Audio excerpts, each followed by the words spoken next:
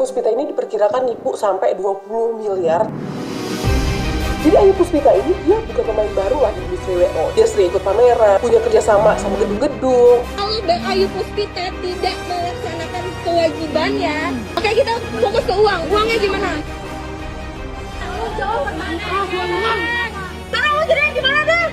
Jadi gini tante, saya sebenarnya Loh, dari 20 miliaran yang masuk, saldo perusahaannya cuma 300.000. Guys, makanannya nggak datang, mau makan apa kalau hari H makanannya nggak datang? Masa makan angin sih atau makan janji-janji palsu nih? Nah Mbak Dini, jadi ada trust issue nggak nih ke teman-teman dari vendor catering yang ada di PPJI? Kalau untuk trust issue pasti ada ya, pasti otomatis itu ini. Tapi mudah-mudahan inilah makanya sekarang ini kan kita nih yang pengusaha catering ini lagi baru mau bangkitnya, lagi banyak-banyaknya orang udah mulai trust lagi untuk mengadakan pernikahan. Tiba-tiba boom ada masalah lagi seperti ini. Ya kita balik lagi ke para pengusahanya dan para customernya. Kita berjualan itu kan bukan hanya untuk setahun 2 tahun, tapi kan kita bisa a long time gitu, bisa lama. Ya bagaimana caranya supaya customer percaya sama kita untuk memesan jasa dari kita. Karena kadang-kadang customer tuh wah dengan harga murah dapat segala macam. Ya customer itu kan pasti wah ya oke, langsung deal apa gimana. Dapat supplier murah kali ya. Mungkin dapat supplier murah. Semurah-murahnya supplier juga. Masa dia juga nggak mungkin lah. Saya aja juga catering industri cari supplier murah sama aja sih. Sama aja harganya ya. Nggak bisa kita bohongin. Tapi ya ini kembali lagi lah kita kalau bisa calon-calon pengantin jangan tergiur ya biasa kita kalau beli harga murah kan kayaknya gue bisa dapat lebih murah. Nah saya bingung Pak Dwi, beli venue. Emang ada venue mau kasih gratis, coba Pak Dwi gimana jadi gini, Pak? sekarang yang akan kita selesaikan adalah bagaimana solusinya. Ke depan bagaimana. Kalau kita melihat peristiwanya sekarang ini, memang kondisi ekonomi belum baik-baik saja. Siapa yang ditawarkan dengan harga rendah, pasti dia akan ambil. Itu masyarakat kita. Masyarakat kita itu masih seperti itu. Tidak mengutamakan kualitas, tapi harga dulu. Tapi juga kita lihat dulu siapa di belakangnya. Di belakang itu harus juga kita sama-sama bisa mengantisipasi. Bagaimana sih caranya? Satu, ya kan. Sekarang media sosial sudah begitu hebatnya. Siapa yang bisa mengalahin media sosial? Dia akan bisa lebih tertarik dengan media sosial. Yang kedua, pameran. Penyelenggara pameran juga harus selektif. Kenapa? Di dalam pameran pun mereka bisa memberikan harga yang murah. Siapa yang ditawarkan, otomatis akan milih yang lebih murah. Dengan kualitas spek yang sama misalnya. Kan milih yang murah. Dan dia akan melihat dari situ bagaimana portofolionya. Akan lihat di medsos. Setelah dilihat di medsos, mereka tertarik. Wah, dengan iming-iming sekian banyak itu. Itulah dunia sekarang itu. Selain medsos juga pameran. Pameran ini juga kita harus betul-betul bisa memberikan edukasi kepada penyelenggara pameran. Jangan asal menerima dan mendapatkan uang yang banyak sehingga mereka bisa membuka siapa saja ikut pameran. Yang terjadi kan itu.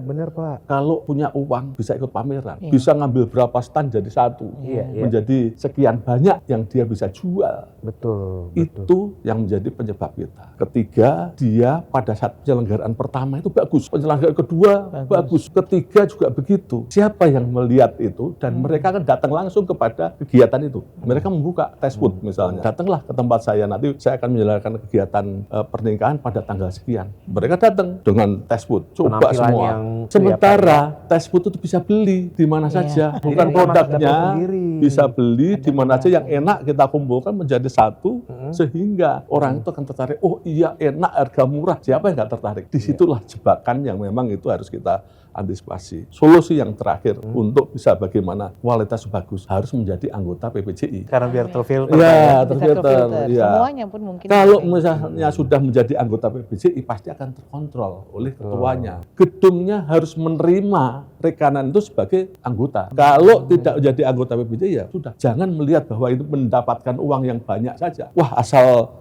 masuk, asal uang terima dan akhirnya menjadi sesuatu yang sekarang ini. Tapi kalau semua gedung itu diwajibkan untuk menerima vendor atau rekanan mitra kerjanya itu harus melalui asosiasi. Dan gunanya organisasi juga jangan hanya bagaimana mengambil sikap atau keuntungan sendiri saja, tapi juga harus bagaimana melindungi para anggotanya ini. Kalau anggotanya terlindungi semua semuanya sejahtera, pasti semua akan jalan baik. Kuncinya ada di kita-kita ini sekarang. Bagaimana kita-kita ini berempat ini mau bagaimana wedding ke depan itu ada di sini. Ini sebenarnya yang perlu kita perbaiki, Mas, ataupun stigma yang perlu kita lurusin ya, kita edukasi bareng-bareng. Karena memang WO ini kan sebenarnya profesi ya, Mas ya. Ya, sedangkan yang terjadi di luar sana, misalkan urusan tenda dibilangnya urusan WO. Ada nikahan di rumah. Bener banget. Yang viral-viral kemarin tuh Bener lagi. dekornya yang error nih. Yang dipertanyain, WO-nya gimana sih? Makanan kurang, WO-nya gimana sih? Karena mungkin WO-nya yang ngurusin. Betul, penghulu telat Nggak datang, WO-nya gimana sih? Ya. Mobilnya nggak datang. Lah, gimana? Padahal yang pesan kan keluarga ya. Betul. Nah, ini yang sedang kita upayakan, Mas. Dari Hastana kan kalau di negara kita udah ada sertifikasi profesi ya via BNSP. Nah, itu yang sedang kita upayakan supaya WO ini sah jadi profesi yang Bener, terverifikasi. Dia kayak driver, dia punya SIM, jadi Betul. memang udah terverify. Nah, itu yang sedang kita upayakan supaya negara hadir mensertifikasi WO sehingga misalkan kayak Pak Dwi tadi bilang yang jadi rekanan gedung tuh harus masuk PPJI. Nah, berarti begitu juga mungkin ke depannya jauh beberapa tahun ke depan yang boleh ngaku WO ya emang yang punya sertifikasi WO. Saya mau tanya Mas Pak Iya, Tur ya. Pak Dwi, Apa bedanya wedding organizer sama wedding planner? Ini sebenarnya materi basic trainingnya Hastana nih, Mas. Jadi wedding organizer itu adalah kelompok, jadi nggak bisa sendirian nih Pak. Iya, Iya. Kelompok yang bertugas untuk mengakomodir atau mengorganisir pelaksanaan acara di hari H, acara pernikahan di hari H. Wedding planner dia akan kerja jauh hari sebelumnya, bisa jadi berapa bulan sebelumnya atau bahkan setahun 2 tahun sebelumnya. Merencanakan. Nah, sedangkan wedding service itu yang semuanya ada di dalam. Iya. Perlu kita luruskan sebenarnya by Ayu Puspita ini di Instagramnya itu ada tuh Ayu Puspita wedding organizer. Sedangkan yang dia jual dia nggak punya prestis WO. Nggak ada. Misalkan nih Mas Andi pengen datang ke kami. Nggak ada. Mas, aku minta prestis WO dong. Aku bisa kasih prestis WO kan gitu. Harganya sekian. Sedangkan kalau di by Ayu Puspita WO itu bonus, Bu. Udah Masuk include dalam paket. Iya. Sebagaimana gedung dibilang Iya. free gedung. Kenapa WO jadi sasaran? Karena WO itu sebenarnya nggak bisa WO hari H doang, Mas. WO itu harus hadir beberapa hari sebelumnya sekurang-kurangnya. Dan dia harus paham vendor yang terlibat itu Betul. ya, dia harus paham. Jangan sampai WO itu datang hari H nggak dapat briefing apa-apa, ditanyain, Mas tamunya berapa? Nggak tahu. Mas ini cateringnya berapa porsi? Nggak tahu. Emang harus WO itu harus terinform. Nah, itu yang kami upayakan di sana. Kita punya standarisasi kerja, bahwasanya supaya WO itu kerjanya punya standar yang benar. Sekarang tuh banyak banget WO baru yang bermunculan. Sejarahnya, sebetulnya pada saat pandemi itu harus Berubah pakai segalanya. proses berubah segalanya sampai dengan sekarang. Itu upaya kita pada saat bagaimana kita berjuang, saya, Bu Dini dan teman-teman lain Satu, itu supaya supaya wedding itu bisa dibuka Iya, untuk benar, pada saat pandemi. 2021, 2020. Oke, setuju. Tapi harus pakai Pakai WO. WO atau tata Ada yang cara. mengatur karena kan Apa jarak namanya pandemi. itu ada caranya bagaimana supaya tertib. Tertib. Jadi undangan itu tertib, ada Iya, batasan-batasan. salaman juga jarak-jarak Harus jauh, jarak jauh. kayak Dan gimana. pada masa Jadi itu benar-benar ada buku pakai panduan WO. malah. Ada Iya. buku panduan itu Iya. pada saat itulah WO itu akhirnya sampai sekarang ini jadi sekarang banyak. menjadi kebiasaan pernikahan mesti pakai WO. Jadi booming. Dan sebetulnya juga kalau kita analisa baik itu betul kok harus ada WO. Iya benar. Supaya memudahkan yang punya hajat itu supaya aman. Betul. Selain aman tenang, semua diserahkan pada WO tadi. Yang sekarang terkumpul di Hastana, jadi Hastana itu singkatan dari Himpunan Pengusaha Penata Acara Pernikahan, Pak. Iya. Nah, meliputi di dalamnya ada wedding organizer dan wedding planner. Jadi wedding planner dan organizer ini masih bisa jalan bareng lah. Kemudian banyak lagi di luar sana yang tadi dekor mencantumkan wedding organizer, catering masuk Juga. wedding Iya. organizer, MUA wedding organizer. Ini yang pengen kita sama-sama edukasi. Jadi kalau wedding planner dan organizer, as long as dia profesional itu no issue sebenarnya, Pak. Nah, yang jadi persoalan adalah ketika ada vendor-vendor yang bukan pakemnya wedding organizer mengklaim dirinya sebagai wedding organizer. Nah, makanya kita menekankan bagaimana caranya supaya kita punya standarisasi yang bagus. Nah, di Hastana itu yang sedang kita godok dan masih dalam proses supaya ke depannya para WO melalui Hastana bisa dapat sertifikasi profesi. Generasi sekarang yang menikah itu usia berapa? Mostly adalah 27 ke atas. Iya. Ya, Iya. dimana itu mungkin gennya Gen Z. Karena trennya adalah mereka tuh nggak mau pusing. Karena mereka adalah generasi yang bekerja, terus kemudian mereka mau yang serba instan, nggak mau ribet. Beda kalau zamannya Pak Dwi dulu atau Mbak Dini kan untuk pernikahan itu memang ribet. Panitianya aja udah kayak panitia acara Iya, betul. pesta rakyat Betul. kan. Iya. Nggak. Panitianya saja. Jadi gini nih, aku mau Coba-coba. zaman dulu banget ya, kira-kira 12 hampir 20 tahun. Itu tuh ada salah satu anggota kita, udah almarhum. Oh. Itu yang menginikan paket catering. menginisiasi mulai. Ya kayaknya supaya untuk orang cari harga murah dengan paket itu ada zaman dulu. Akhirnya berkembang sekarang semua orang mau paket karena mungkin berpikirnya nggak mau pusing. Betul. Nah, mungkin pada saat itu berpikirnya paket itu bagus ya gitu. Tapi sekarang ternyata berkembang tahun ke tahun. Sebenarnya bagus tapi hanya ya itu kembali lagi ke para si pengusahanya. Ada juga beberapa catering ataupun paket-paketan lain yang ternyata mereka tuh nggak punya barang, Bu. Nggak punya catering, nggak punya dekor, bahkan nggak punya gudang. Itu pernah ngalamin nggak, Bu, kayak gitu? Yang ya cuma punya namanya aja. Misalkan jadi semacam dia sebenarnya kayak WO juga. Ngambil catering di mana? Iya, dia sebenarnya ngambil WO juga, tapi dia menjual paket itu. Ada. Gue pernah ketemu yang kayak gitu, bener. Jadi cateringnya pakai nama brand dia, padahal dia nggak punya catering. Nggak punya dapur dia gitu. Dia nggak punya, maka dia nggak punya catering. Dia pakai oke, lu mau masuk dalam ini, jadi munculnya misalkan AB Planner. Cateringnya harus munculnya AB Planner, padahal cateringnya punya nama sendiri. Ada beberapa lah ya. Punya dapur. Yang bukan nggak punya dapur, jadi kayak semacam WO-nya itu menjual harus memakai nama dia. Misalnya nih contoh nih, saya menjual makanan harga 150.000 misalnya, tapi kan udah semua apa tuh namanya sama waiter peralatan semuanya tapi kalau misalnya kamu punya WO kan tapi semua pakai nama kamu, saya cuma beli makanan aja dari saya, kenapa enggak? WO itu kan pengertiannya dia sebagai pencari dekor, pencari klien juga. Bukan ya cateringnya dia pencari, ya otomatis dia cuma beli makanan kayak kita beli makanan di restoran, saya beli ini. Bagaimana kita untuk mengatasi sekian banyak yang sudah jadi korban? Terus bagaimana gedung-gedung yang sudah menjadi juga korban? Kita mesti harus jalan keluarnya bagaimana? Menurut saya ada satu tentunya yang menjadi masalah besar ini, biaya terbesar itu adalah di catering. Apa ada kebijakan daripada catering misalnya untuk memberikan solusi? Kalau dari gedung, saya akan menghimbau kepada gedung-gedung akan memberikan keringanan, pada diskon kepada para yang korban. Semua gedung yang memang pertama tentunya yang akan kita berikan adalah gedung-gedung yang memang sudah masuk dalam Geratama, adalah dalam satu grup kita itu dulu, baru nanti kepada yang lain. Anggota. Iya, terutama gedung-gedung yang ada di kami akan memberikan kebijakan diskon. Kalau saya sih, kalau yang menurut Pak Dwi bilang, bagaimana di catering, saya nggak bisa memberikan suatu kepada anggota saya, kayak semacam lo sumbang deh. Nah misal itu maksudnya kalau Pak Dwi diskon baik gimana, karena masing-masing catering kan mempunyai nilai sendiri. Betul. Dan ya beli bahan baku itu ada cost-nya, Mbak.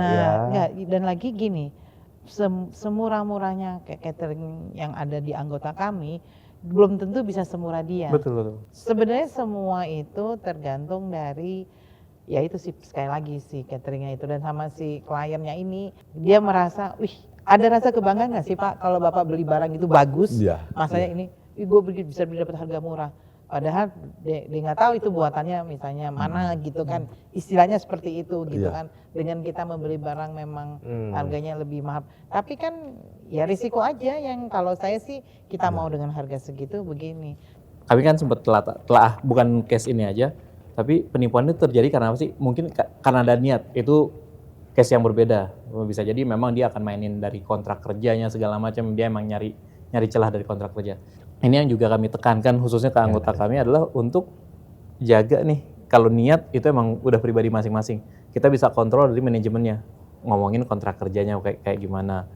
Kontrak kerjanya yang seimbang antara klien sama penyedia jasa, sama manajemen keuangannya jangan sampai lolos. Kalau kita ngomongin administrasi ataupun akuntansi, 20 miliar itu jatuhnya kan utang ataupun penerimaan di pendapatan diterima di muka.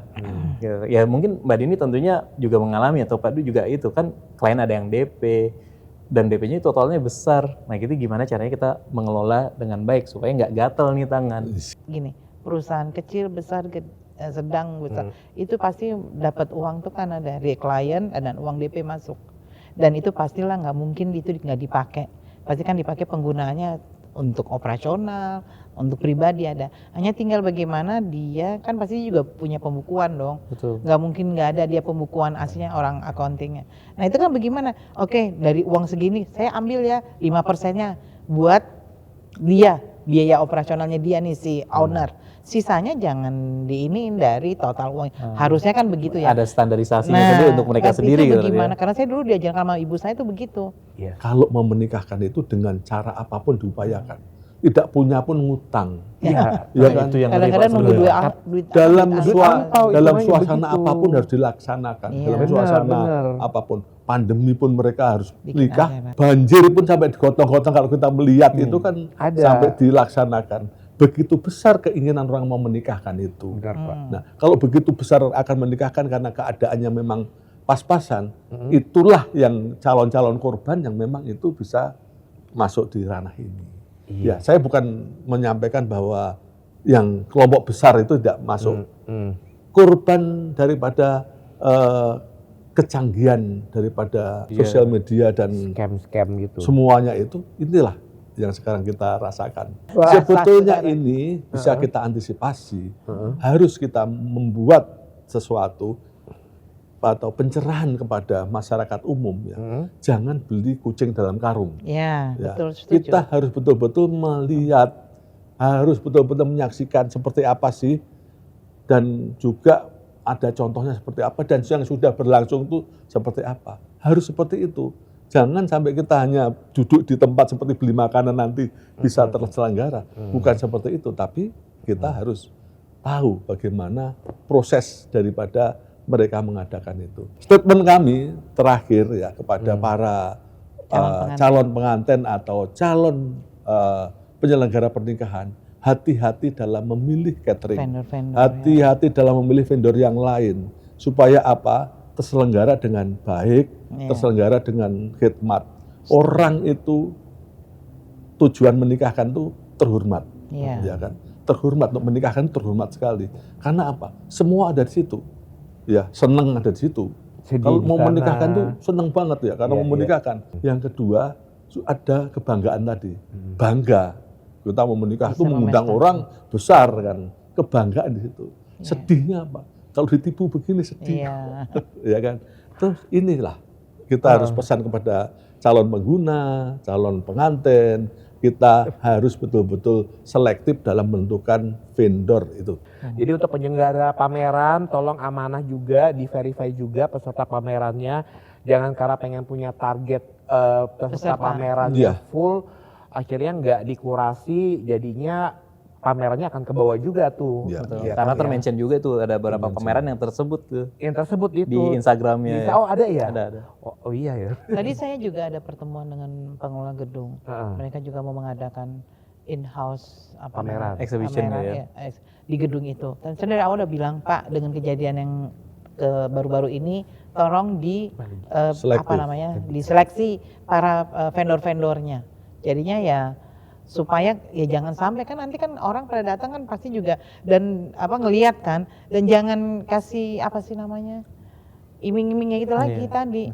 Jadi kita benar-benar bersaingnya saing sehat ya kayak zaman dulu gitu loh. Ya, Yang nggak betul, ada betul, yang betul. ini kasih jeger, ini begini. Itu kan kadang-kadang bikin apa ya? Kok bisa ya nggak enakan? Jadi omongan kan gitu loh. Kita harus buat statement dulu, bagaimana kesamaan kita dulu, ini kita harus satu dulu, satu bahasa dulu, bagaimana, terus kita juga harus bisa membuat edaran atau apa namanya kepada semua pelaku usaha, baik itu gedung, dekorasi, catering, dan sebagainya harus kita berikan edaran. Edaran yang tentunya memuat segala sesuatu yang berhubungan dengan hal-hal yang seperti ini. Itu betul, saya sependapat ya.